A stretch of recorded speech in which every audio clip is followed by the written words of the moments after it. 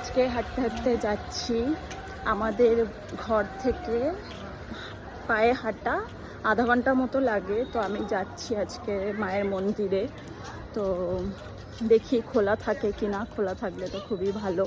তো মাকে দর্শনও করে নেব, তোমাদেরকেও দেখাবো। চলো যাওয়া যাক। এতটা এসে আমার সত্যি সার্থক হলো। আজকে দেখলাম মন্দিরও খোলা আছে, বেশ ভালো দিনেই এসেছি এখানে। আর ভেতরের পরিবেশটা না এত সুন্দর, একদম পরিষ্কার পরিচ্ছন্ন। মানে এখানে আসলে একদম মন পুরো পুরো শান্ত হয়ে যায় আমার। যখনই মন খারাপ হয় আর যখনই আমি হাঁটতে বেরোই এই জায়গাটা তো আমি আসবো। তো এখানে দেখো নাম কীর্তন হচ্ছে।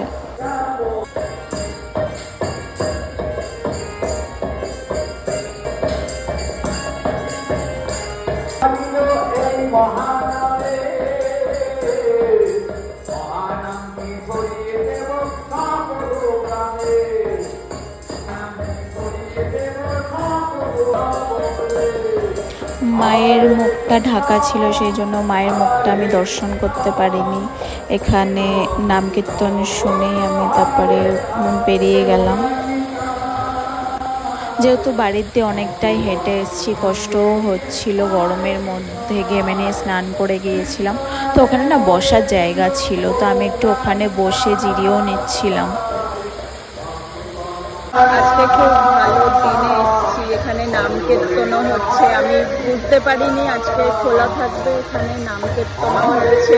আর শুনেও খুব ভালো লাগলো।